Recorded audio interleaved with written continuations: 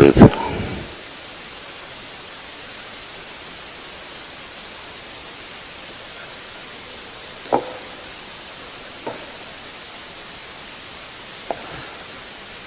God is good, and all the time.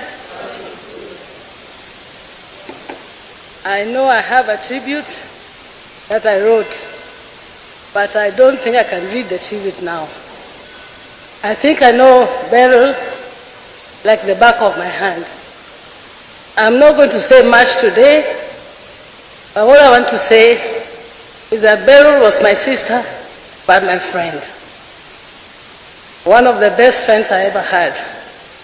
As my older sister, she was the one who was with me in Kenya.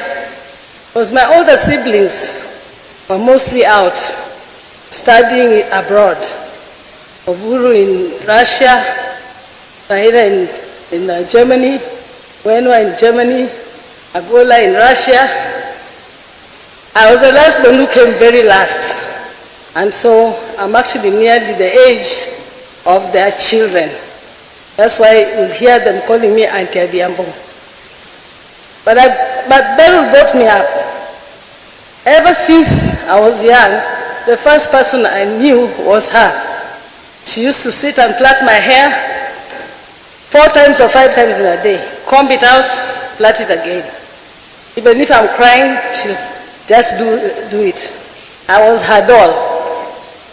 But then, as time went by, my dad didn't want me to have hair because he said I look like him, and he thought I should have this. I think maybe he thought I'd become a man.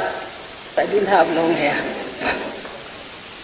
So there was a struggle between Berryl and my dad on me having hair, on me wearing dresses versus trousers.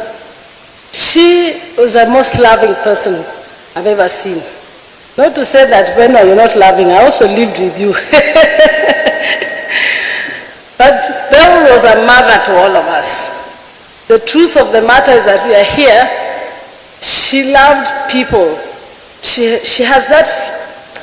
There's something about Berryl. You see her, you want her to hug you, and she will hug you, and she embraced people. Not many of us even live with anybody in our homes. But Berryl lived with us. I lived with Berryl since I was small here, but I also lived with Wenwa and Buru. Actually, Buru is the one I grew up in his home from when I was in standard 2. But then when I got to secondary, and during the holidays, I would go and visit and stay with Berryl. She embraced all of us. You saw the big group that is here from Zimbabwe. She stayed with my brothers. My brother passed away called Angola. She took Angola and the children to Zimbabwe and lived with them. When I went into exile, I went to live with her in Zimbabwe. And I stayed with her. And the best thing is that she took us to the best schools. She never discriminated. The schools that her children went to are the schools we went to.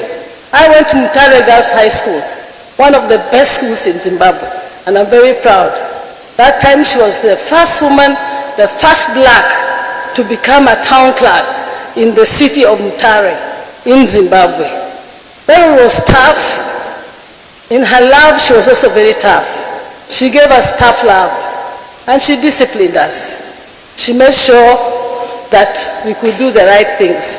However, my biggest disciplinarian is when we're here, but I will also say Berryl really disciplined us. She took care of everyone, and she was strong, even in her job. You can imagine being the first woman in independent Zimbabwe to be a town clerk. She had issues with the mayor, with the indigenous men who didn't even believe a woman should be in the position she was. She was a powerful woman in this family. It's not only those of us who are in the limelight. I think all of us, the Odinga, especially the girls, we are all very tough. Berryl was an example of a very tough and very powerful lady in this society. She was a matriarch in the Odinga society. She took care of all her brother's kids and made sure that they passed school and they went further to further studies. She took care of everybody. Even when she came back here, her doors are always open. She loves people. She makes us laugh. For me, I was her best jester.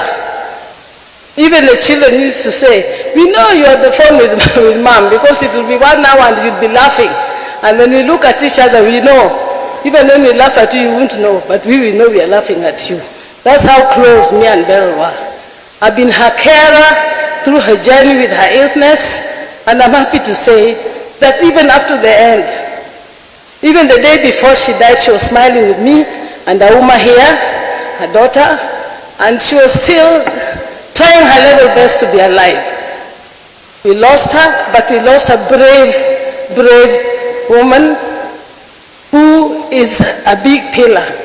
As you've heard, one of the best friends of our brother Raila, and me and my sister Gwenwa, immediately we knew of the loss of Raila.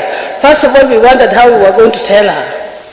But after her knowing, the only thing that worried us is that we thought that Berryl would not be able to recover from the death of her brother. I can only say, Nyakawol, go in peace. Greet for us, Raila.